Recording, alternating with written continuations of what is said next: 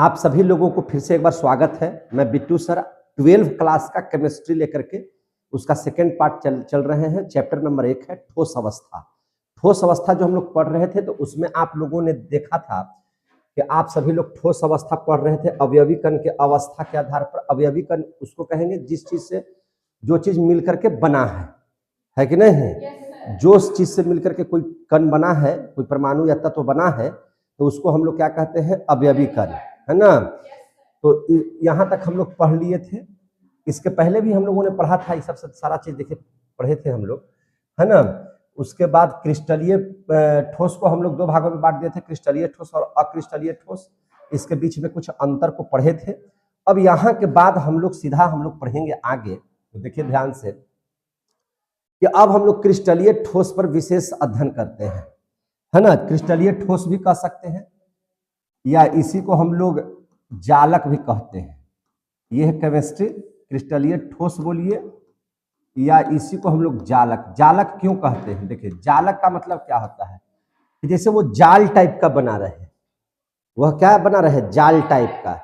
यानी कि जाल टाइप का मतलब क्या है कि जैसे कोई ठोस के अणु जो है या परमाणु है या उसके अवयवी कण है, वह काफी मात्रा में अगर है और चारों तरफ से सटे हुए हैं तो वह एक जाल टाइप के बन गया। तो उसको हम लोग क्या बोलते हैं, क्रिस्टलीय जालक, है ना। लेकिन जालक के बाद में देख लेंगे। अभी हम लोग क्रिस्टलीय ठोस का अध्ययन करेंगे। तो क्रिस्टलीय ठोस 4 प्रकार का होता है। कितना प्रकार का होता है? 4 प्रकार का। तो याद रखिएगा कौन कौन से 4 प्रकार है उसके बारे में अध्ययन कर लेते हैं। चारों प्रकारों को देख लीजिए ध्यान से। ये 4 प्रकार कौन कौन से हैं इसके बारे में हम लोग अध्ययन करेंगे। तो सबसे पहले है आयनिक ठोस। क्रिस्टलीय ठोस को 4 भागों में विभक्त करते हैं। कौन कौन? एक हो गया आपका आयनिक ठोस। देखिए ध्यान से, कैसा ठोस? आयनिक ठोस। ये हो गया पहला। दूसरा जो हो जाएगा वो हो जाएगा धात्विक ठोस। दूसरा क्या हो जाएगा? धात्विक ठोस। देखते चलिएगा। तीसरा जो हो जाएगा वह हो जाएगा सहसंयोजक ठोस, है ना। या देखिए क्रिस्टलीय जालक अगर इसको लिखेंगे तो जालक 4 प्रकार के, आयनिक जालक, धात्विक जालक, जहां ठोस लिख रहे हैं वहां क्या कर देना है, जालक। इसके बाद क्या कहे हम? सहसंयोजक ठोस। क्या पढ़े हैं? सहसंयोजक ठोस। याद रहेगा? और जो चौथा होता है इसका प्रकार उसको बोलते हैं आणविक ठोस। कैसा ठोस? आणविक ठोस। आणविक ठोस। कोई दिक्कत यहां तक समझ में आ गया बात? तो आपसे पूछा जाएगा कि क्रिस्टलीय जो ठोस होता है वह कितना तरह का होता है? तो 4 तरह का। कौन कौन? आयनिक ठोस, धात्विक ठोस, सहसंयोजक ठोस, आणविक ठोस। क्लियर हो गया? अब जरा इसमें कुछ बातों को समझ ले, उसमें कुछ अंतर भी समझ ले और कुछ बातों को भी समझ ले, ठीक है ना। अब इसमें क्या अंतर कह सकते हैं, या अंतर लिखने होगा तो अंतर लिख सकते हैं, या मान ले कि उसके समझने के लिए हम लोग इसको 4 भाग में बांट दिए हैं। तो सबसे पहले देखिएगा ये अवयवी कण इसके कैसे व्यवस्थित होते हैं, चारों के बारे में समझ लीजिए। इसमें अवयवी कण कौन कौन से हैं। यानी कि अवयवी कण मैंने पहले ही कहा कि जैसे मान के चलिए कि आप समोसा खा रहे हैं तो समोसा जिस चीज से बना हुआ है वह उसका अवयवी कण हो गया। कोई भी तत्व या कोई भी पदार्थ जिस चीज से बना हुआ है वह उसका अवयवी कण हो गया। तो तत्व तो अधिकांशतः उसमें क्या रहेंगे? आयन रहेगा, परमाणु रहेगा, अणु रहेगा, है कि नहीं। जैसे हम लोगों का अवयवी कण क्या है? तो हम लोगों का अवयवी कण जिस चीज से हमारा शरीर का निर्माण हो गया वो हमारा अवयवी कण हो जाएगा। बात समझ में आ रही है? जैसे मकान है तो मकान का अवयवी कण क्या हो सकता है? तो जितना भी चीज से मिल करके बना है वह उसका अवयवी कण हो गया। ईंटा हो गया, बालू हो गया, पत्थर हो गया, सीमेंट हो गया, ये सब क्या है? अवयवी कण हो। अवयवी कण समझ में आ रही है ना बात? तो सबसे पहले हम इसका अवयवी कण का हम लोग अध्ययन कर लेंगे। उसके बाद इसमें कौन सा बंधन है या कौन सा बल कार्य करता है इनके बीच में, है ना, उसके बारे में बात हम लोग कर लेते हैं कि ये मैंने जो इसके अंदर में जो है कौन सा बल काम कर रहा है, कौन सा बंधन काम कर रहा है ना। तो यानी कि आकर्षण बल के बारे में हम लोग समझ लेते हैं। इसके बाद इसमें हम लोग जो है से इसका गलनांक क्या है या क्वथनांक क्या है इसके बारे में अध्ययन कर लेते हैं। और फिर इसके बारे में मैंने ये विद्युत का चालक है कि कुचालक है, यानी कि चालकता के बारे में अध्ययन कर लेते हैं। और कुछ उदाहरण समझ लेते हैं कि इसका कौन कौन सा उदाहरण हो सकता है इन सभी का, है ना। आयनिक ठोस का उदाहरण लिखने के लिए आएगा तो क्या लिखिएगा? धात्विक ठोस का उदाहरण लिखने के लिए आएगा तो क्या लिखिएगा? आणविक ठोस का आएगा, सहसंयोजक ठोस का आएगा तो क्या लिखिएगा?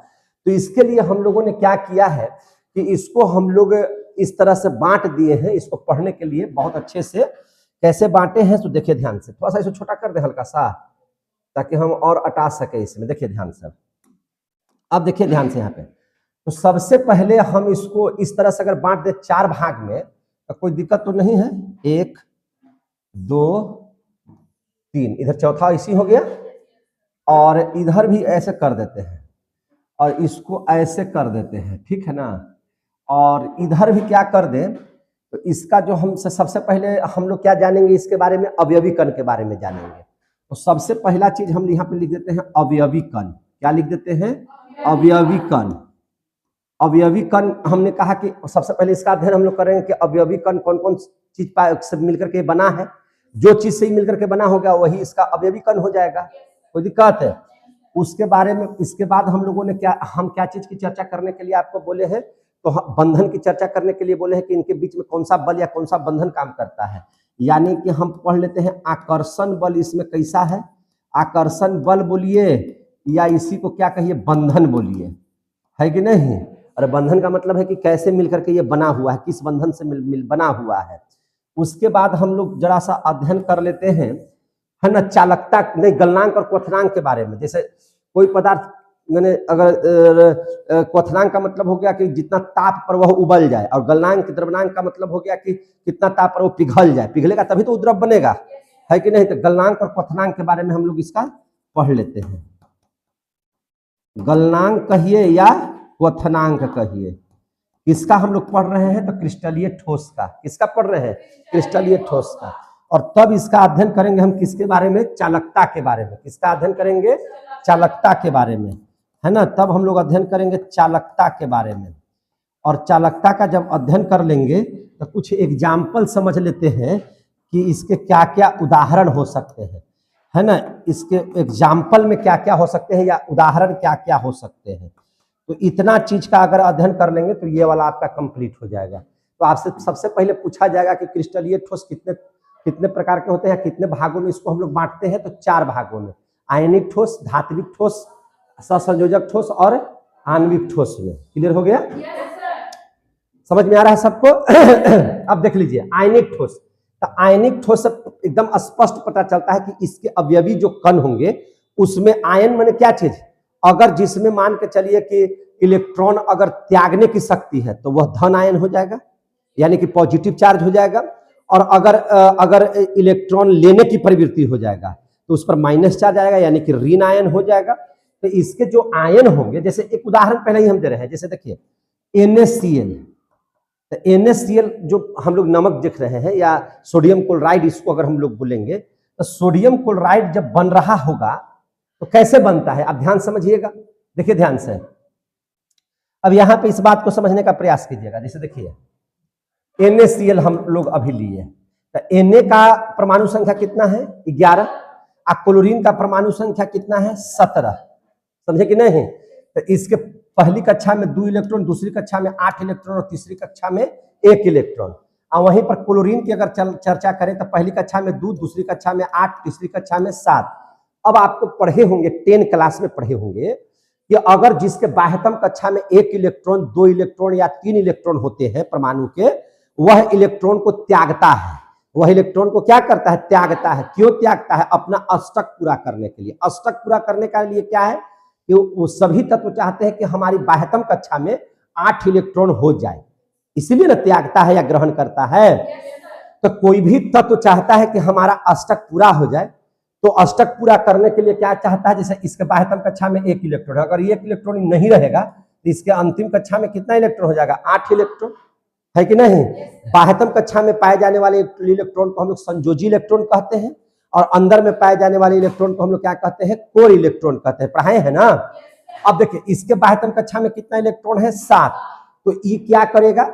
ये चाहेगा कि एगो हम किसी से ले लें, एगो हम किसी से ले लें। अब यहां पर अगर बात कीजिएगा तो सोडियम जो है वह क्या करता है? 1 इलेक्ट्रॉन को हटाना चाहता है। तो 1 इलेक्ट्रॉन जैसे ही हटाएगा, तो अब देखिए, तो इस पर जैसे ही हटाएगा यानी कि इसके पास ज्यादा है, इसके पास ज्यादा है और किसी को दे दिया, तो देने वाला हमेशा धनवान होता है। देने वाला क्या होता है? धनवान। तो अगर यह 1 इलेक्ट्रॉन को दे दिया तो इस पर प्लस का चार्ज आ जाएगा। क्या आ जाएगा? प्लस का चार्ज। आएगा कि नहीं आ जाएगा। और जैसे ही प्लस का चार्ज क्या मतलब क्या हो गया कि 2 और 8, इसके बाह्यतम कक्षा में 8 इलेक्ट्रॉन हो गया कि नहीं हो गया। अब यहाँ पे क्लोरीन जो है इसके बाह्यतम कक्षा में 17 इलेक्ट्रॉन है, तो बाह्यतम इसके बाह्यतम कक्षा में 7 इलेक्ट्रॉन है, वह एक किसी से ले लेगा, और जैसे ही ले लेगा तो 1 इलेक्ट्रॉन लिया तो इस पर एगो माइनस का चार्ज आ जाएगा, क्योंकि लेने वाले को कर्जदार कहते हैं, कर्जा वाला कहते हैं, है कि नहीं। तो ले लिया, तो अब इसके बाह्यतम कक्षा में क्या इलेक्ट्रॉन होगा, 2 8 8। अब देखिए इसका भी 8 पूरा हो गया बाह्यतम कक्षा में और इसका भी 8 पूरा हो गया, तो ये अस्थाई तत्व हो गए। ये कैसे तत्व हो गए, अस्थाई। तो उस स्थिति में क्या करता है, सोडियम जो है वह किसको दे देता है, क्लोरीन को, और क्लोरीन किससे ले लेता है, सोडियम से। तो Na पर प्लस चार्ज आएगा और क्लोरीन पर क्या आ जाता है, माइनस चार्ज आ जाता है, और इस प्रकार से वह एक यौगिक का निर्माण करता है। तो इसमें आप क्या देख रहे हैं, तो इसके जितने भी अणु माने जितने भी आणविक कण होंगे, है ना, जितने भी इसके अवयवी कण होंगे वह धनायन भी होंगे और ऋणायन भी होंगे, होंगे कि नहीं होंगे। तो यही बात हम अभी बता रहे थे। तो यानी कि अवयवी कण जो होंगे तो इसके कैसे अवयवी कण होंगे, तो इसमें जो आयन होगा, इसके जो आयन होंगे वह कैसे होंगे, तो पॉजिटिव भी होंगे और इसका कैसा होगा, निगेटिव भी होगा, होगा कि नहीं होगा। यहां तक समझ में आ गया बात। अब हम लोग देख लेते हैं धात्विक ठोस का अवयवी कण। तो धात्विक ठोस का अवयवी कण कैसा होगा, तो धात्विक पहले ही से पता चल रहा है कि यह धातु है, और धातुएं जो होते हैं अत्यधिक विद्युत धनात्मक होते हैं, और उनके जो इलेक्ट्रॉन होते हैं वह बाहरी, है ना, घूमते रहते हैं। उसका इलेक्ट्रॉन क्या होता है, बाहर में चक्कर लगाते रहता है, समझे कि नहीं। और इनका जो प्रोटॉन होता है वह उसके अंदर में चक्कर लगाते रहता है। यानी कि इसके जो अवयवी कण होंगे वह क्या होंगे, धनायन होंगे, वह क्या होंगे, धनायन होंगे। और इलेक्ट्रॉन कहाँ चक्कर लगाएगा, तो इलेक्ट्रॉन बाहर चक्कर लगाएगा। कहाँ चक्कर लगाएगा, बाहर चक्कर लगाएगा। तो इसके अवयवी कण कैसे होंगे, धनायन होंगे।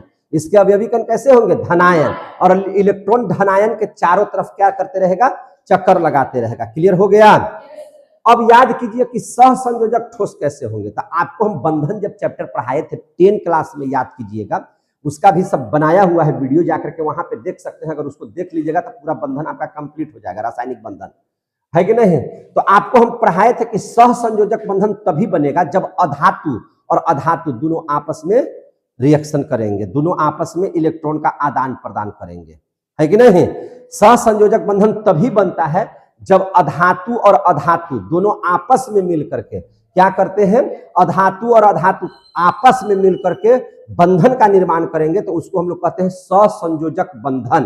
तो इसमें कैसे अवयवी कण होंगे, तो अधातुए का दोनों होगा। दोनों कैसे होंगे, अधातु अधातु, दोनों अधातु अधातु होगा। जैसे जल आप बनाते हैं तो जल क्या है, अधातु, हाइड्रोजन क्या है, अधातु, ऑक्सीजन क्या है, अधातु, समझे कि नहीं। दोनों आपस में मिल गया तो क्या बना दिया, तो सहसंयोजक बंधन बना देगा। जैसे कार्बन डाइऑक्साइड, तो सी भी क्या है, कार्बन क्या है, अधातु, ऑक्सीजन क्या है, अधातु, तो वह क्या बना दिया, है कि नहीं। जो यौगिक का निर्माण हुआ तो उसको हम लोग कैसा बंधन कहेंगे, तो सहसंयोजक बंधन कहेंगे।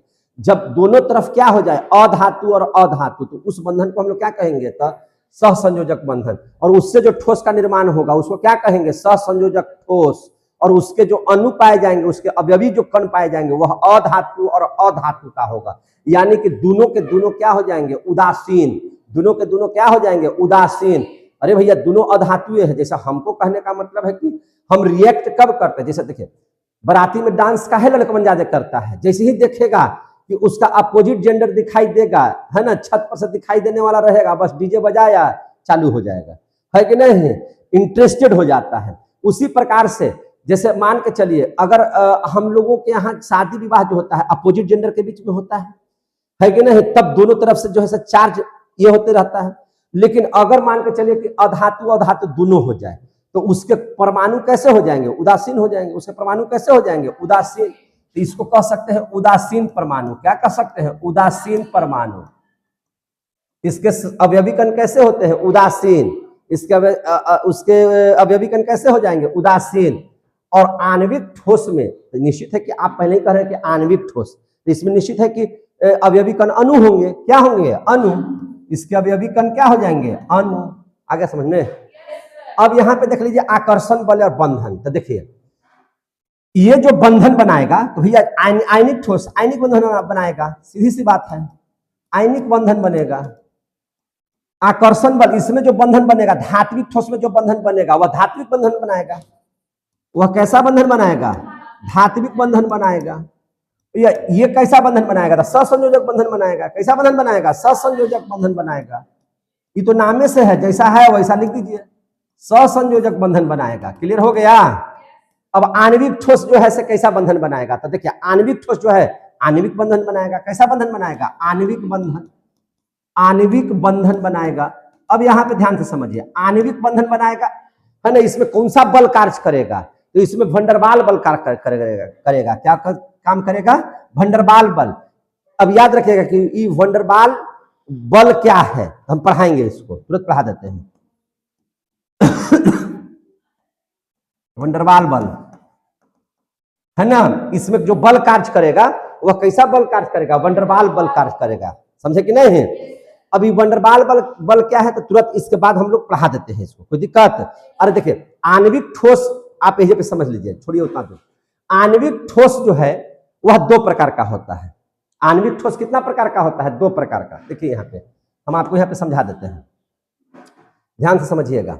आणविक जो ठोस है, आणविक जो ठोस है, आणविक ठोस, तो देखिए ध्यान से,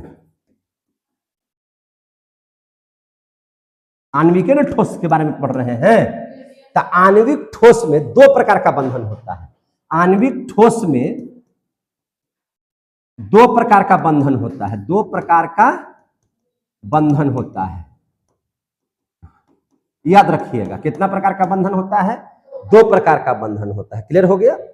एक होता है अध्रुवीय बंधन और दूसरा होता है ध्रुवीय बंधन।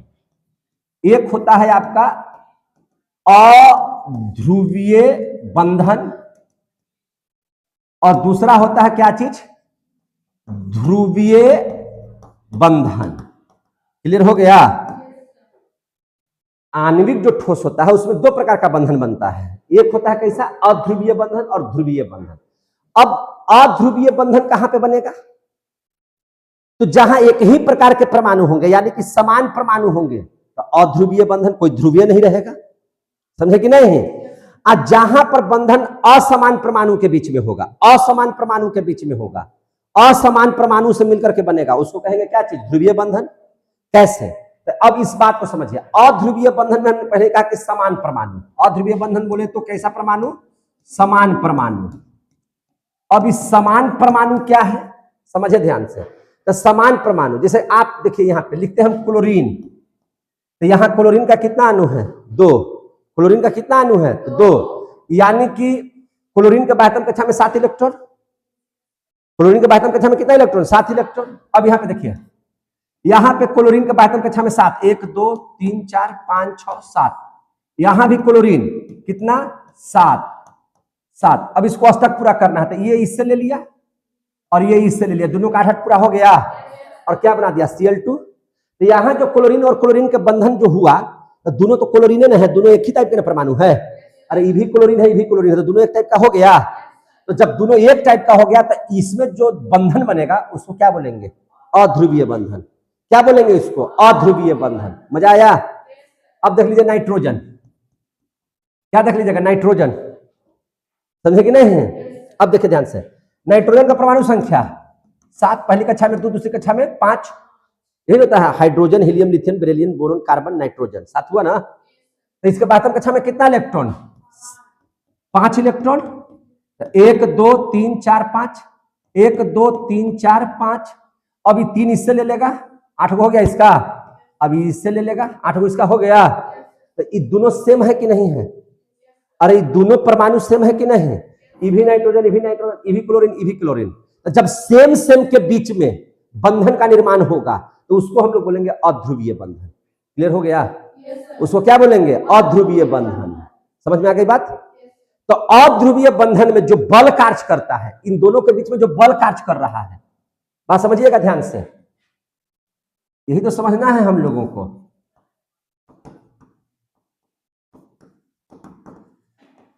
इसमें एक बल कार्य कर रहा होगा, इन दोनों को जोड़ने के लिए एक बल कार्य कर रहा है ना, इन दोनों को जोड़ने के लिए बल कार्य कर रहा है ना। जैसे हाइड्रोजन को आप ले लीजिए, हाइड्रोजन को तो अष्टक पूरा नहीं करना है, द्वियों में पूरा हो जाएगा। इसके बाह्यतम कक्षा में 1 इलेक्ट्रॉन, इसके भी बाह्यतम कक्षा में 1 इलेक्ट्रॉन, ई इससे ले लिया, ई इससे ले लिया, तो दोनों सेम परमाणु है कि नहीं है? तो ये कैसा बंधन बनाएगा? अध्रुवीय बंधन। याद रखिएगा, जब सेम परमाणु आपस में बंधन का निर्माण करेंगे तो उसको कहेंगे अध्रुवीय बंधन। क्लियर हो गया? कोई दिक्कत? अब यहां पर जो बल कार्य करेगा, इन दोनों को जोड़ने में जो बल कार्य करेगा, उसी को कहते हैं वंडरवाल बल। इसी को क्या कहते हैं? वंडरवाल बल। कितना बच्चा को समझ में आ गया? आ गया समझ में? तो इस बात को लिख देते हैं, इसमें जो बल कार्य करेगा, इसमें जो बल कार्य करेगा, समझ में आई बात है? इसमें जो बल कार्य करेगा उसे हम लोग क्या कहते हैं? वंडरवाल बल कहते हैं। अब कितना बच्चा को समझ में आ गया इस चीज की? कोई दिक्कत? समझ में आ गया वंडरवाल बल किसे कहते हैं से?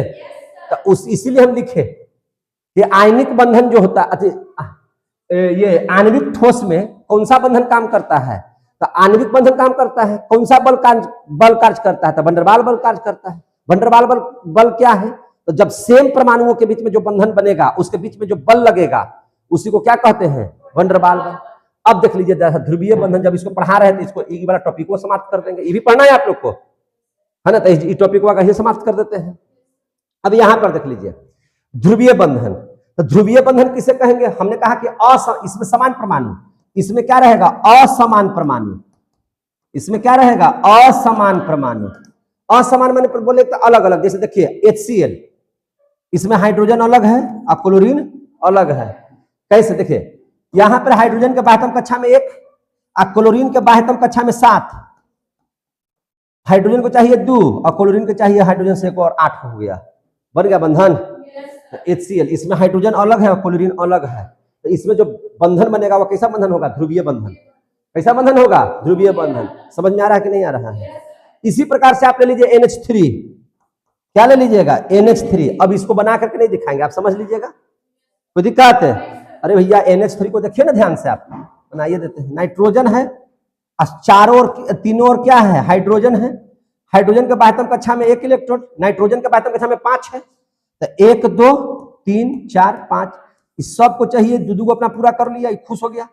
नाइट्रोजन वहां के 5 को है, 1 को इस सब से ले लिया, NH3 बन गया। तो इसमें नाइट्रोजन अलग, हाइड्रोजन अलग, कौन सा बंधन? ध्रुवीय बंधन। असमान परमाणुओं के बीच में कौन सा बंधन? ध्रुवीय बंधन। समझ में आ गया बात? इसमें कौन सा बल कार्य करेगा? तो इसमें जो बल कार्य करेगा, चूंकि इसमें 2 ध्रुव है, ध्रुवीय है तो 2 ध्रुव न हो गया, असमान परमाणु, तो द्विध्रुव बल। क्या लिखेंगे? द्विध्रुव बल। आ गया समझ में? इसमें कौन सा बल कार्य करेगा? द्विध्रुव बल। इसमें कौन सा बल कार्य करेगा? वंडरवाल बल। क्लियर हो गया? समझ में आ रहा है कि नहीं? बात आ रहा है समझ में? अब यहां पे एक चीज और समझ लीजिए, तो अगर समझ में आ रहा है तो इसमें और चीज समझ लीजिए।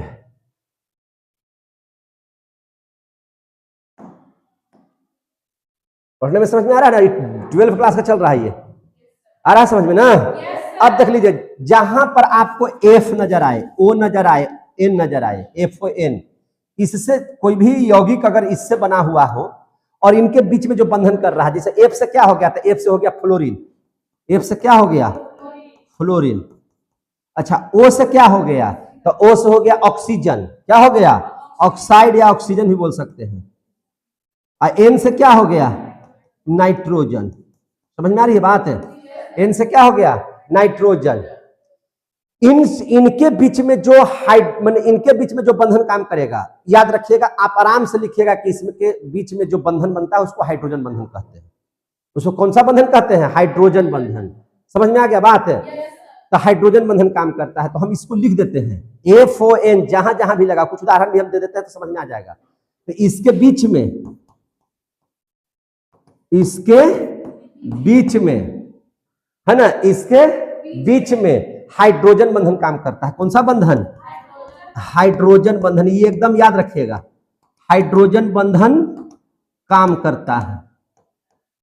क्लियर हो गया? कौन सा बंधन काम करता है? हाइड्रोजन बंधन। जैसे देखिए एच एफ के बीच में कौन सा बंधन काम करेगा? तो हाइड्रोजन बंधन, क्योंकि इसमें एफ है लगा हुआ, एफ जहां रहेगा हाइड्रोजन बंधन।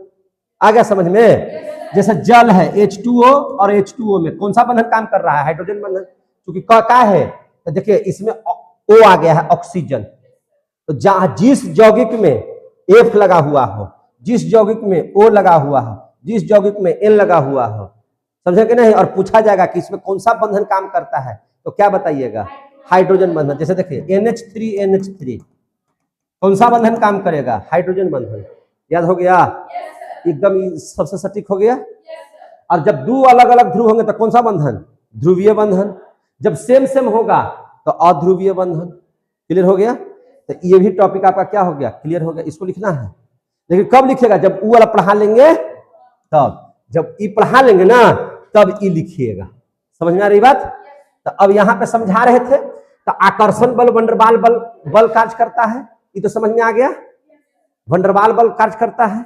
वंडरवाल बल क्या है? बोलिए। जब समान परमाणुओं के बीच में जो बल कार्य करेगा बंधन के बीच में, उसी को क्या कहते हैं? वंडरवाल बल। क्लियर हो गया? अब हम लोग देख लेते हैं गलनांक। अब एक चीज हमको बताइए, आयनिक ठोस का उदाहरण क्या हो सकता है? पहले उदाहरण समझ लीजिए। तो NaCl हो सकता है, और क्या हो सकता है? तो KCl हो सकता है, और potassium chloride, calcium chloride CaCl हो सकता है भी। अब हमको बताइए, इन नमक आप लिए हैं NaCl क्या है? नमक। नमक को जब आप गलाइएगा तो 801 डिग्री सेंटीग्रेड पर गलेगा। ये कितना पर गलेगा? 801। टेम्परेचर तनी मनी है कि ज्यादा है? बहुत ज्यादा है। टेम्परेचर ज्यादा है ना जी। 100 डिग्री सेंटीग्रेड पर पानी उबल जाता है, अगर आपके मुंह पर डाल दिया जाए तो सब खाल नीचे चला जाएगा। और इन नमक को गलाने के लिए, इसको गलाने के लिए इतना चाहिए 801 डिग्री सेंटीग्रेड। तो हमको ये बताइए कि NaCl का गलनांक कम है कि ज्यादा है? जोर से बोलो ना। ज्यादा है। तो हम लिख देते हैं कि इसका गलनांक कैसा होता है? उच्च। तो कोई दिक्कत? जोर से बोलिए। उच्च होगा कि नहीं होगा? अब चलिए, धात्विक ठोस, तो जितना सभी धातु इसमें आ जाएगा। जब धातुओं की चर्चा करना है तो धातु इसमें आ जाएगा। अब हमको एक चीज बताइए, धातु बोले तो लोहा, तांबा, सोना, चांदी, यही सब ना। लोहा का गलनांक जो है आपको पता होना चाहिए कि 1538 डिग्री सेंटीग्रेड है। माने इतना पर गलना शुरू करता है, पिघलना शुरू करता है। कम है कि ज्यादा है? बहुत ज्यादा है। इसकी तुलना में तो और ज्यादा है। तो इसको लिखेंगे कि इसका जो गलनांक होगा अति उच्च होगा। इसका गलनांक कैसा होगा? अति उच्च होगा। समझ में आ रही बात? क्लियर हो गया? सहसंयोजक ठोस किसे कहेंगे? हीरा, ग्रेफाइट, सिलिका, ये सब क्या है? सहसंयोजक ठोस है कि नहीं? हीरा, ग्रेफाइट, और क्या चीज? सिलिका, ये सब क्या है? अति। अब बताइए, दुनिया का सबसे कठोर पदार्थ हीरा। दुनिया का सबसे कठोर पदार्थ हीरा। जब ये कम कठोर है सेकड़ा अति उच्च है, ये ज्यादा कठोर है तो इसको गलाना और ना मुश्किल है जी। इसका क्या लिखिएगा? इसका अति अति उच्च लिख दीजिए। बहुते बहुते ऊंचा है। इसका गलनांक कैसा है? बहुत ऊंचा। इन दोनों से ऊंचा है ना। अति उच्च कर देते हैं, अति अति उच्च, यानी कि इन दोनों से ज्यादा, इन दोनों से ज्यादा, इन दोनों से ज्यादा है। अब आया समझ में?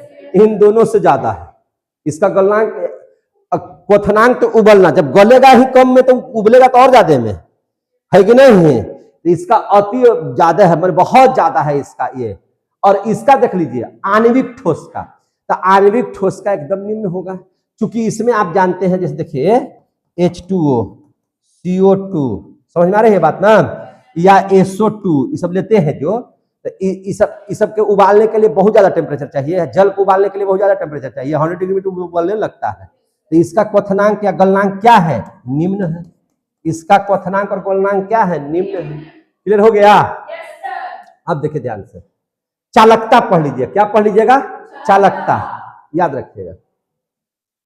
चालकता को बहुत ध्यान से समझिए। आयनिक ठोस जितने भी होंगे, जैसे सोडियम क्लोराइड विद्युत का कुचालक है कि सुचालक है, याद रखिएगा।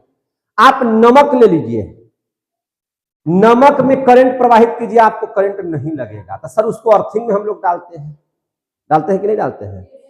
तो करंट में नहीं प्रवाहित होगा तो कहा लगे उसको डालते हैं। तो देखिए नमक अगर ठोस अवस्था में है तब वह विद्युत का क्या हो जाएगा?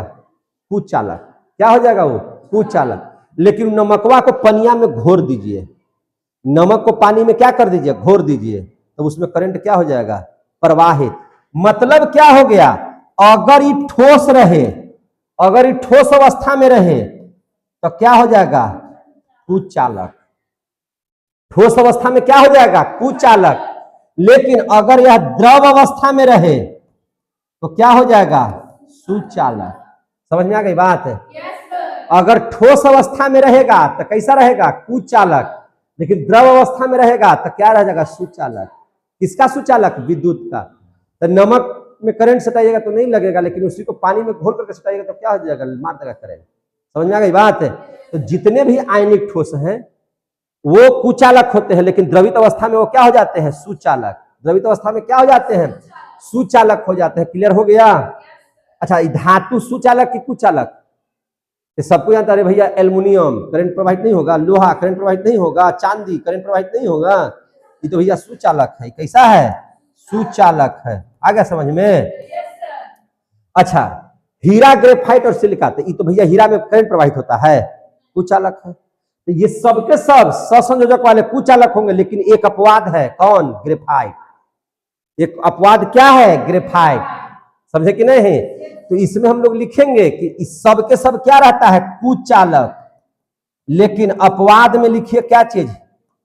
अपवाद लिख दीजिए ग्रेफाइट। ग्रेफाइट क्या है? सुचालक का है।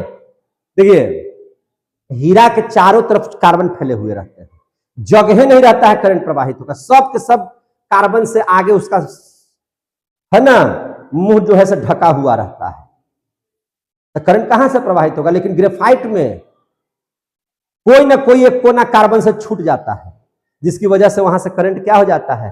प्रवाहित हो जाता है, पास हो जाता है। समझ में आ गई बात? तो याद रखिएगा ग्रेफाइट एक ऐसा है जो सहसंयोजक ठोस है लेकिन विद्युत का सुचालक है। बाकी सब के सब क्या है? कुचालक है। अब ये बताइए कि क्या है? तो ये भी कुचालक है। ये भी क्या है? कुचालक। तो सर जल में तो पानी जो रहता है, इस पानी में तो करंट आता है। हाँ, ये कहना ठीक है, लेकिन यहाँ पे एक बहुत अच्छी बात समझ लीजिए। हम आपको समझा रहे हैं, बहुत अच्छा से इसको समझिएगा तो आपको क्लियर हो जाएगा।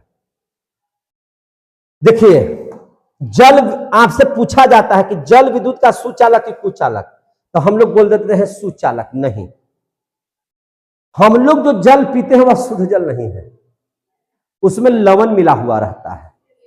तो जब शुद्ध जल की हम बात कर रहे हैं, यहां H2O किसकी बात कर रहे हैं? शुद्ध की, शुद्ध जल की बात कर रहे हैं। शुद्ध पानी जो होता है, याद रखिएगा, शुद्ध जो पानी होता है, शुद्ध पानी को हम लोग कहते हैं आसुत जल। क्या कहते हैं इसको? आसुत जल। कौन सा जल? आसुत जल।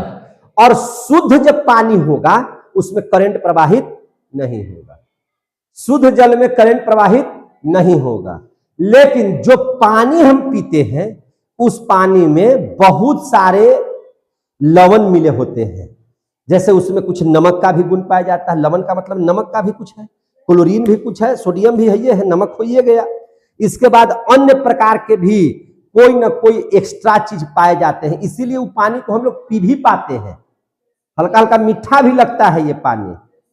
शुद्ध जल आपको अच्छा ही नहीं लगेगा पीने में, समझे कि नहीं? जब इनके सारे के सारे अवयवी कण को हटा दिए जाए तो वह शुद्ध जल बन जाएगा। सिर्फ उसमें H2 और O ही रहेगा, इसमें अन्य प्रकार की अशुद्धियां नहीं पाई जाएंगी, तो उसमें करंट प्रवाहित नहीं होगा। यानी कि आसुत जल में करंट प्रवाहित नहीं होता है, करंट प्रवाहित नहीं होता है, याद रखिएगा। आप ये वाला पानी लाइएगा जो आपको पीते हैं, उसमें करंट प्रवाहित होगा, क्योंकि उसमें अन्य प्रकार का अन्य पदार्थ भी मिले हुए हैं जिसकी वजह से वो करंट प्रवाहित हो जाता है। लेकिन जैसे ही शुद्ध जल लाइएगा तो उसमें करंट प्रवाहित नहीं होगा। तो इसमें तो हो भी नहीं करेगा, इसमें हो भी नहीं करेगा। तो ये सभी जितने भी हैं इसमें करंट प्रवाहित नहीं होते हैं। अब आ गया समझ में? पीने वाला पानी में करंट प्रवाहित होगा, एकदम होगा। लेकिन आसुत जल में करंट प्रवाहित होगा नहीं होगा। समझ में आ गई बात? तो ये भी बात आप लोग जान लीजिए। इस प्रकार से इस क्रिस्टलीय ठोस को हम यहीं पे समाप्त करते हैं। कोई दिक्कत है? अब हम लोग जालक की चर्चा कर रहे हैं। हम बोले थे ना कि जालक हम थोड़ी देर में पढ़ाएंगे। इसके बाद आप इसको लिख लीजिएगा। क्लियर हो गया? इसके बाद इसको लिख लीजिएगा। हो गया? तो दो टॉपिक। अब तीसरा पढ़ लेते हैं हम लोग क्रिस्टलीय जालक। क्या पढ़ लेते हैं? क्रिस्टलीय जालक। जालक आखिर किसको कहेंगे? समझ में आ रही है बात? आखिर जालक होता क्या है? देखिए ध्यान से। मजा आ रहा है सबको पढ़ने में? अभी आप पढ़ रहे हैं 12th क्लास का। किसका पढ़ रहे हैं? 12th क्लास, है कि नहीं? और बहुत शानदार तरीके से हम सिखा रहे हैं, इसलिए एकदम बढ़िया से सीखिए। बच्चा की तरह सिखा रहे हैं। 12th क्लास इतना आसान नहीं है कि नहीं? लेकिन फिर भी आप लोगों को सिखा रहे हैं। अब देखिए क्रिस्टलीय जालक।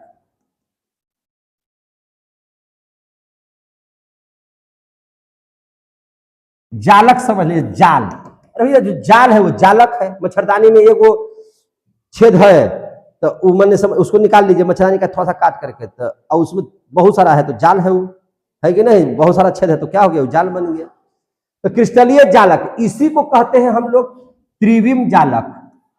अच्छा, त्रिविम इसका नाम काहे पड़ गया? तो त्रिविम इसलिए कहते हैं कि 3 डायमेंशनल है ये। लंबाई भी है, चौड़ाई भी है और ऊंचाई भी है। 3 डायमेंशनल को हम लोग क्या कहते हैं? अरे आप लोग मोबाइलों में 3D नहीं देखते हैं? तो 3D में देखिएगा कि थोड़ा देरी के बाद फोटो या खिंचाई चलेगा। क्या है? तो उसमें लंबैया और चौड़ैया तो दिखेबे करता है, ऊंचाइयों दिखाने लगता है। इसलिए उसको कहते हैं 3D डायमेंशनल, यानी कि त्रिविम जालक। समझे कि नहीं? तो इसको क्रिस्टलीय जालक कहिए या त्रिविम जालक कहिए, या इसी को हम लोग कहते हैं आकाशीय जालक। क्या कहते हैं? आकाशीय जालक। समझ में आ गई बात? अब तो कोई दिक्कत नहीं होना चाहिए। तो देखिए इसको कहेंगे किसको, इस बात को समझ लीजिए। आखिर किस मैंने कहा किसको जाता है? देखिए, तो जब क्रिस्टलीय ठोस का अवयव कण, जब क्रिस्टलीय ठोस का अवयव है ना, जब निश्चित त्रिविम व्यवस्था में, निश्चित त्रिविम व्यवस्था का मतलब कि लंबाई, चौड़ाई और ऊंचाई एक समान रूप से व्यवस्थित हो। कैसे व्यवस्थित हो?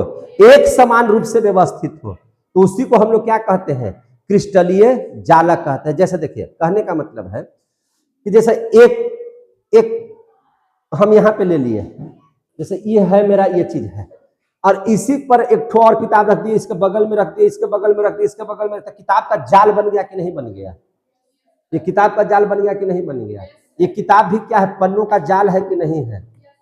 है कि नहीं? किताब किसको कहते हैं? पन्नों के जाल को किताब कहते हैं, है कि नहीं? अरे भाई सब पन्ना है ना ढेर सारा, सब सेम साइज में। तो यही बात तो हम बोल रहे हैं। क्या बोले हम लोग? तो क्रिस्टलीय ठोस का अवयव,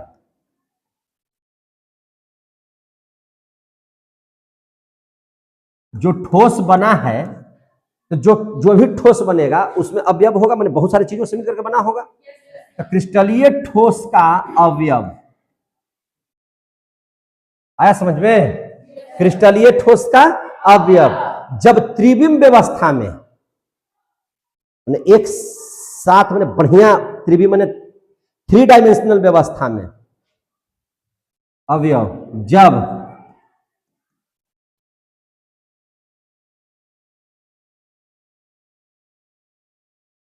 क्या लिख दिए है ना, जब त्रिविम व्यवस्था में कैसे एक समान रूप से व्यवस्थित हो।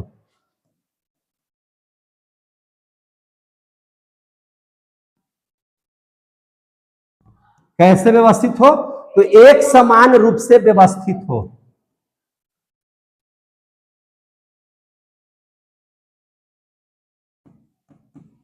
तो उसे क्या कहेंगे हम लोग? क्रिस्टलीय जालक कहेंगे।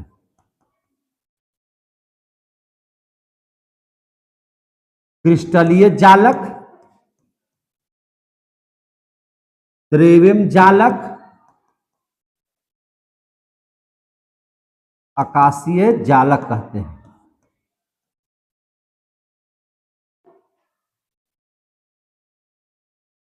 क्लियर हो गया? समझ में आई बात? जैसे देखिए,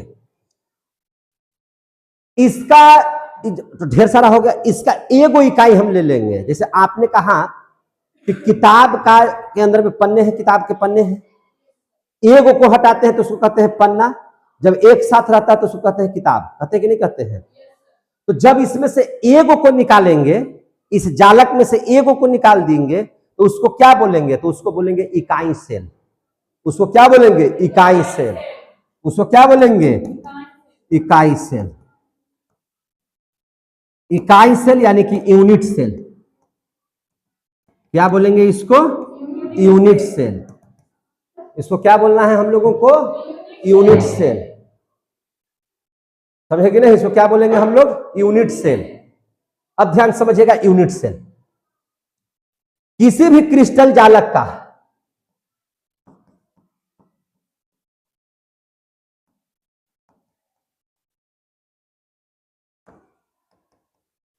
किसी भी है ना क्रिस्टलीय या क्रिस्टल जालक का है ना, क्रिस्टल जालक का सबसे सूक्ष्मतम कण को, सबसे सूक्ष्मतम कण को, सबसे सूक्ष्मतम कण को क्या कहते हैं? इकाई सेल।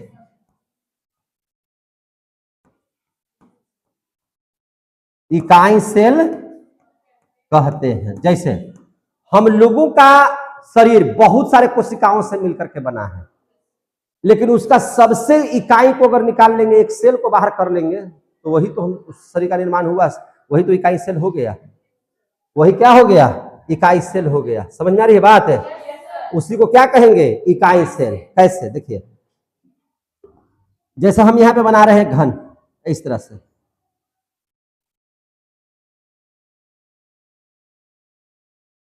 यह क्या हो गया? इकाई सेल। यह क्या हो गया? इकाई सेल। अब इसका जाल बनाइए।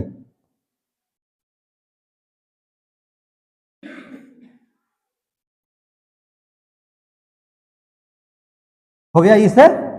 अब इसका जाल बनाइए। कैसे बनेगा?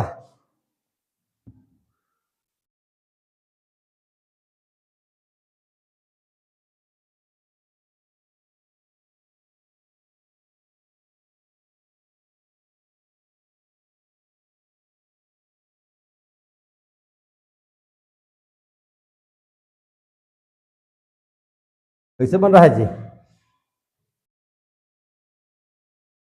इसको इधर में भी बढ़ाइए।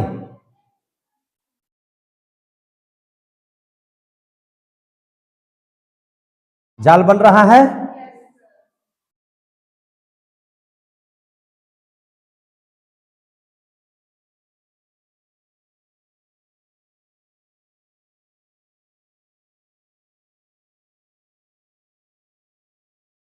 जब जाल बनते जा रहा है ना एक जैसा साथ है, एकदम इस तरह से जब बनेगा तो इसको क्या बोलेंगे? जाल। इसमें से एक को निकाल लेंगे तो क्या बन जाएगा? इकाई सेल।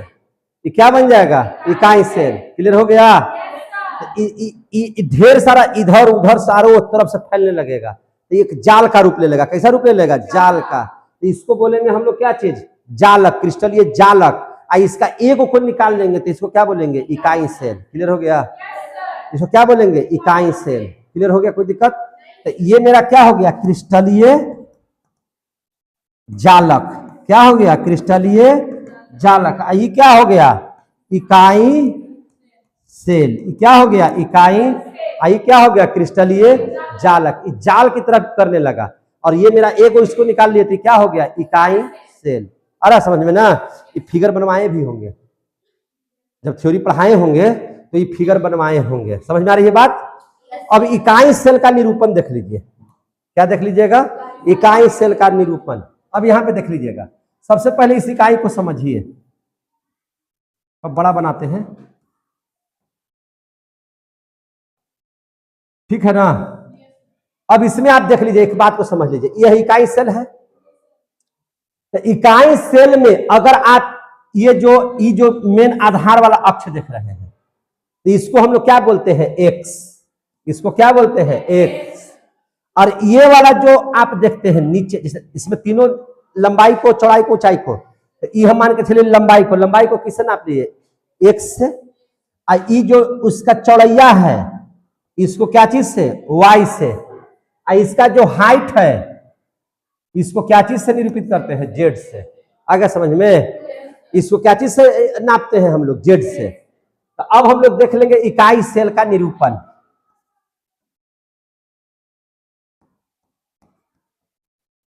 इकाई सेल का निरूपण, तो इकाई सेल का निरूपण देख लीजिए, आप देखिए ध्यान से। तो इसमें पहले भुजा जान लीजिए, माने भुजा तो ही करता है, लंबाई चौड़ाई ऊंचाई, 3 भुजा हो गया। ये भुजा नहीं कि 1 2 3 4, वो नहीं कर रहे, लंबाई चौड़ाई और ऊंचाई 3 गो भुजा हो गया। अब कोण के बारे में समझ लीजिए, किसके बारे में समझ लीजिएगा, कोण। तो इसका निरूपण हम लोग कैसे करेंगे, तो भुजा और कोण, यानी कि इसको दो ढंग से करेंगे। एक को कहेंगे भुजा और दूसरा को कहेंगे क्या चीज, कोण। भुजा बोले तो XYZ, भुजा बोले तो XYZ, समझ में आ रही है बात। भुजा बोले तो क्या चीज, XYZ, है ना। इस X को बोलते हैं A, Y को बोलते हैं B और Z को बोलते हैं C।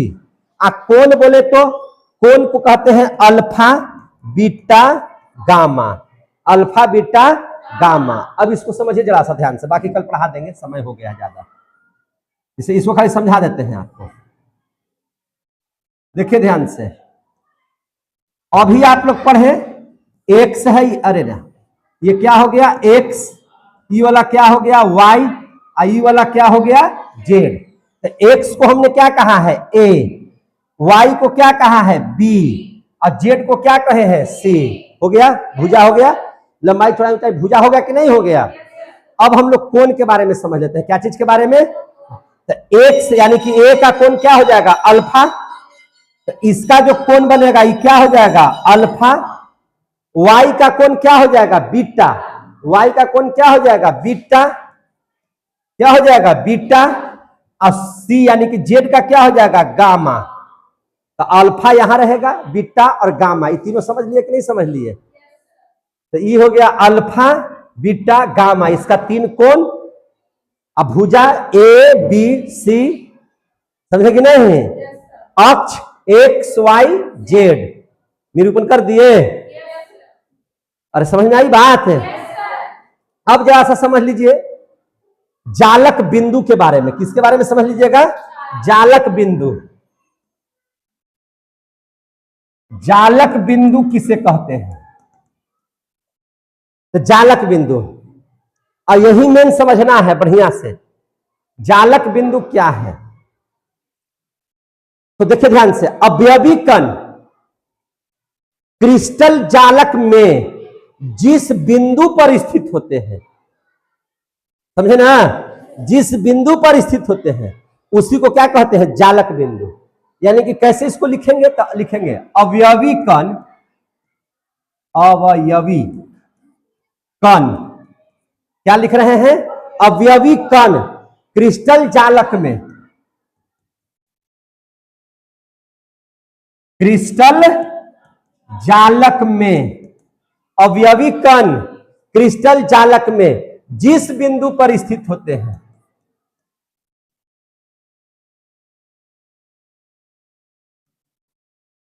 जिस बिंदु पर स्थित होता है उसे क्या कहते हैं, जालक बिंदु कहते हैं। उसे क्या कहते हैं, जालक बिंदु कहते हैं। अब यहां पे समझिए ध्यान से, जैसे देखिए जालक बिंदु क्या है, इसको समझना है बढ़िया से। देख रहे हैं,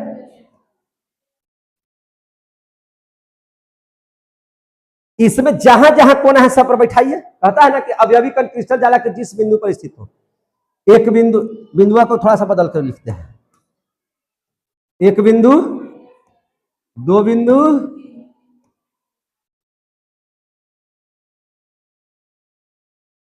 आ गया समझ में। तो ये क्या कहलाएगा, जालक बिंदु। क्या कहलाएगा, जालक बिंदु। इसको क्या बोलेंगे, जालक बिंदु कहेंगे। समझ में आ रहा है बात, निरूपण तो कर लीजिएगा, XYZ, alpha beta gamma, alpha beta gamma, ABC, भुजा भी पढ़ लिए, अक्ष भी पढ़ लिए, कोण भी पढ़ लिए। समझ में आ रही बात? तो इसका हो गया। अब देख लेते हैं इकाई सेल के प्रकार। ये जो इकाई सेल अभी हम लोग पढ़े, इसके पहले नहीं पढ़े इकाई सेल, और इकाई सेल पढ़े, तो इकाई सेल का प्रकार पढ़ लेते हैं।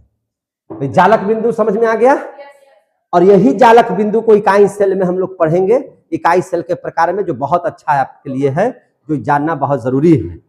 समझे? समझे कि नहीं समझे? तो चलिए इसको समझा देते हैं।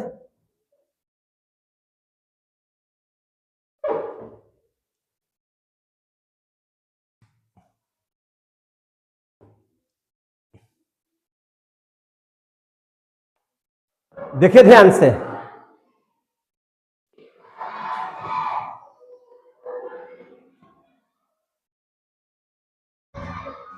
इकाई सेल के प्रकार।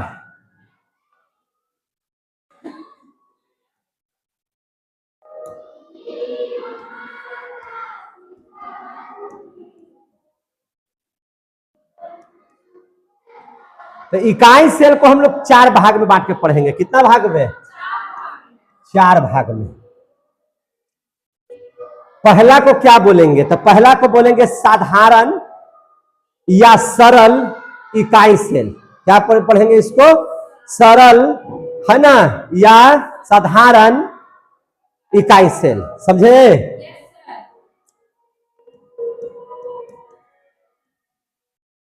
साधारण बोलिए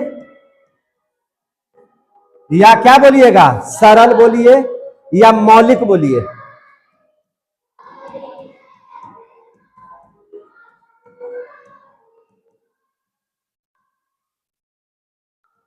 कोई दिक्कत हो गया कि नहीं हो गया?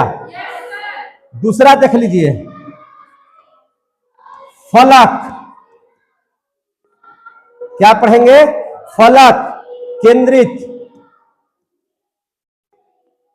इकाई सेल।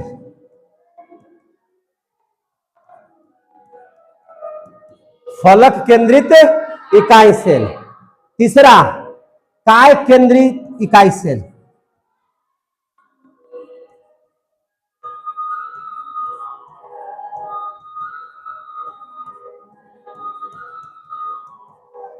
आया समझ में? और एक और पढ़ लेते हैं, इसको हम लोग बोलेंगे अंतः केंद्रित इकाई सेल।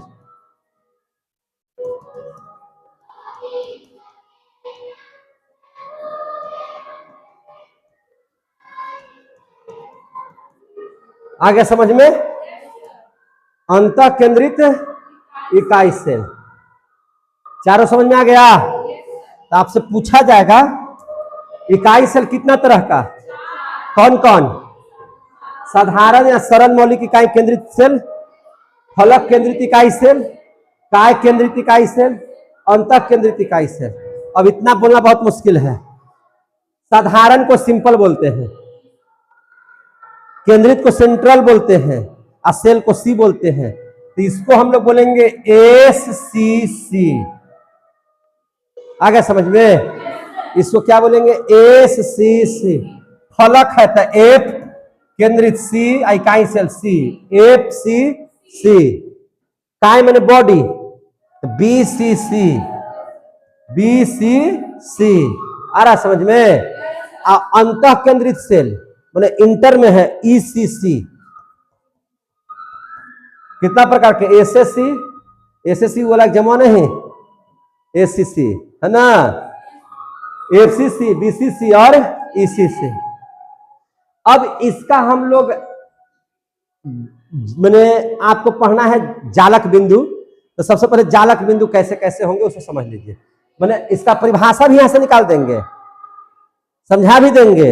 अब आप समझ भी जाइएगा। देखिए ध्यान से, सब में इकाई सेल निकाल लीजिए। इकाई सेल का नहीं प्रकार है, तो इकाई सेल बना लीजिए सब में।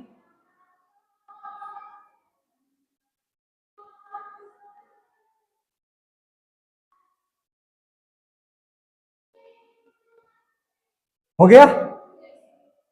यहां भी बना लीजिए।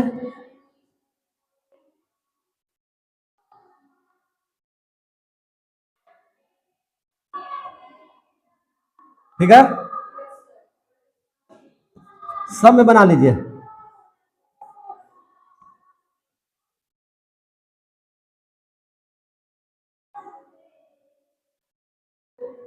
बना लिए, इसमें भी बना लीजिए।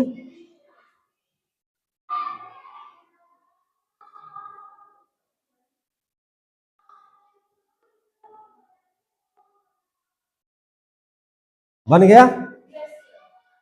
साधारण किसको बोलेंगे, यानी कि साधारण एसएससी बोलेंगे किसको, तो ध्यान से समझिए, एसएससी किसको बोलेंगे इससे। वैसा इकाई सेल जिसके अवयवी कण, वैसा इकाई सेल जिसके अवयवी कण जो सिर्फ केंद्र पर हो, जो सिर्फ कहां हो, केंद्र पर करें, जो सिर्फ कोना पर हो, जो सिर्फ कहां हो, कोना पर। फिर समझ लीजिए, हम लोग साधारण से साधारण इकाई सेल, केंद्रीय सेल या सरल केंद्रीय सेल किसे कहेंगे, तो वैसा इकाई सेल जिसके अवयवी कण या अवयवी कण का बिंदु, ऐसे बोलिए, कहां हो, तो इस से कोना कोना पर अवस्थित हो, उसका बिंदु कहां अवस्थित हो, कोना कोना पर। देखिए कोना कोना पर तो सबका रहेगा, टोटल का। देखिए कैसे, 1 2 3 4 5 6, देख रहे हैं ना, 7 8, खाली कोना पर है तो ये हो गया इकाई सेल। समझे कि नहीं, जिसका अवयवी कण कहां हो, कोना पर, जितना कोना है उस सब पर, तो भैया कोना पर एक एक का रहेगा। देख रहे हैं,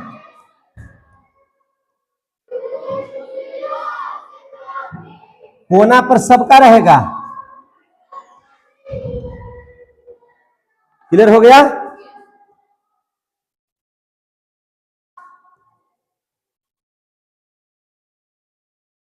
कोना पर एक एक में रहेगा, सिर्फ कोने पर रहेगा उसको साधारण कहेंगे। लेकिन फलक वाला किसको कहेंगे, कोना के अलावा सब सतह पर भी रहे। सतह बोले तो देखिए कै सतह, जैसे ये है ना, 1 सतह, 2 सतह, 3 4 5 6, सतह कब हो गया, समझ में आया। कोना पर तो रहे ही रहे, साथ ही साथ कहां पर रहे, सतह पर भी। देखिए कैसे से, ऊपरे वाला है तो एक सतह, पीछे वाला है तो दूसरा सतह, नीचे वाला है तीसरा सतह, सामने वाला है चौथा सतह, बगलवा वाला है पांचवा, ई बगलवा वाला है छठा। अगर समझ में, तो इसकी परिभाषा क्या हो जाएगी कि माने वैसा इकाई सेल जिसके अवयवी कण कोना पर तो हो, साथ ही उसके फलक पर भी अवस्थित हो। उसके कहां अवस्थित हो, फलक पर भी अवस्थित हो। कहां पे अवस्थित हो, फलक पर भी अवस्थित हो, तो उसको हम लोग क्या कहेंगे, फलक केंद्रित इकाई सेल। क्लियर हो गया। अब ध्यान समझिएगा, काय केंद्रित इकाई सेल किसे कहेंगे, काय केंद्रित इकाई सेल किसे कहेंगे, तो देखिए ध्यान से, जैसे ये मान के चलिए कि हमारे पास वैसा कुछ है, नहीं लाइए तो बोला, मान के चलिए कि है इस टाइप का है ना, 8 कोना पर तो होइबे करेगा, लेकिन और कहां रहेगा, बताते हैं कैसे से। जैसे मान के चलिए कि कमरा देख रहे हैं, कमरा, तो कमरा में तो इधर दीवार है, इधर दीवार है, इधर दीवार है, उधर दीवार है, इधर से छत है, नीचे से भी है, अब बीचवा में लटकल रहे ऐसे, बीच में, न समझे, जैसे ये भी अलगे है, ये भी अलगे है, ये भी मतलब किसी से टच नहीं रहे। जैसे ये है ना, इसे मान लीजिए कि इसमें बीच में एगो लटकल रहे, ऐसे जाके लटक जाए बीचवा में, जो कहीं से स्पर्श न करे, न समझे बात है, आए कहा, बीच में, कहा रहे, बीच में, यानी कि कोना पर तो सब रहबे करे, लेकिन मैंने साथ में क्या हो, इकाई सेल के अंदर में हो। इकाई सेल है ना, एक अंदरवा में कहीं भी बीचवा में एगो लटकल रहे, एक ठो, जैसे सगरोसी रूम है ना, बीचवा में ऐसे लटकल रहे, ऐसे ही बस, न ऊपर सटा हुआ है, ना नीचे, ना इधर ना उधर, एक ठो बीच में। कहां पे? बीच में। तो इसको क्या बोलेंगे? काय केंद्रित इकाई सेल। इसको क्या बोलेंगे? काय केंद्रित इकाई सेल। इसको अंतः केंद्रित इकाई सेल किसको कहेंगे? तो देखिए, कोना पर तो सब रहने करेगा, इसके अलावा दूसरी जगह कहीं और अगर ऊपर है तो इसका नीचे भी, ऊपर और नीचे, और नहीं अगर ऊपर नीचे करना चाहते हैं तो फिर ई पट्टी और ई पट्टी, और नहीं तो फिर एकदम पीछे और आगे। जैसे नहीं समझे?